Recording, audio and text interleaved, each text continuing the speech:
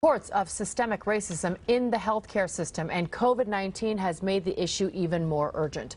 On December 20th, the Football Commission found Suarez guilty of using, quote, insulting words with a reference to Mr. Evra's color. Doctors are bringing this concern to light, saying black and brown patients are treated differently.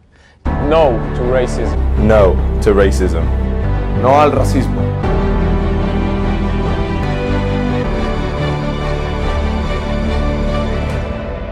Racist rants on social media, as well as other isolated hate speech incidents coming to the surface. The nationwide protests for racial justice are also igniting a reckoning in the classroom.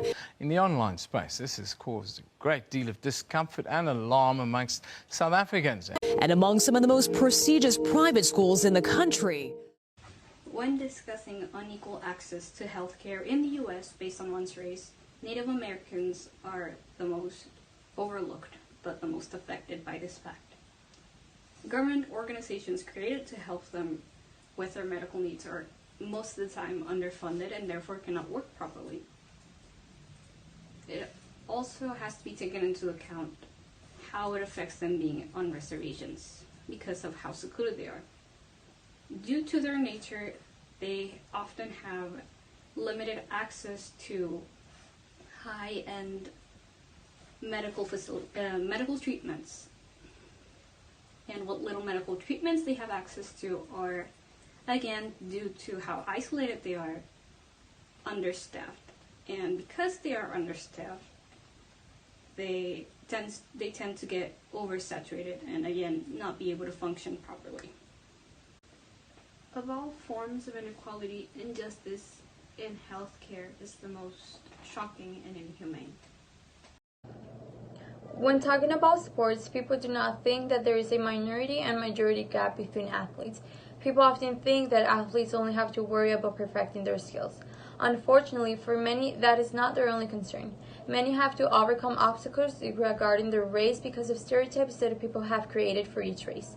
Many have to fight and prove to people that they can be part of a sport. According to research, in 2019, there were about 131 racist acts in sports, which 62% were associated with soccer. During a soccer match, players have often received racist insults from the opponent team players and opponent fans. All racist insults during a match affects the ability of the player to concentrate on the game, which costs the players time in the field. Having to deal with racist insults is not fun at all, especially when you have to deal with them in your workplace, which for many athletes, their workplace, a soccer field, a basketball court, a boxing ring, is their happy place. Education is one of the biggest areas where racial discrimination is found throughout the United States. In many learning centers, there isn't enough resources for students due to the area and the category the institution falls under. There has always been an unequal number of resources, opportunities, and a difference in teachers and discipline. There has been no change to equal opportunities due to people's skin color. People still continue to be discriminated when it comes to education. Schools that are public, that most of the population is Native American, African American, and or Latinos, receive less help from their districts and government. Here is a graph from the article How Race Affects the Education Opportunities that demonstrates the number of kindergarteners who graduate high school depending on their race. It shows how other races, except white, are less likely to graduate than others. It is sad to see how minority children are less likely to get useful resources and opportunities as white children. More resources should be available for every individual, and districts should work harder to end this discrimination. Social media has become one of the biggest sources of communication, and this has created both positive and negative effects on our society and the way we look at certain things.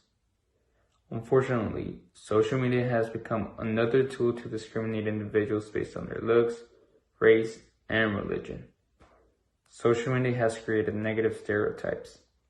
For example, we see all these ads on Facebook, Instagram, sponsoring a certain brand, and most of them use white models. This could create a sense of insecurity amongst colored people or any individual of any other race other than white. Social media also has the power to expose all the struggles a certain race or community are going through. This could potentially make them feel inferior, because on the other hand, social media has created the white community a picture of being superior.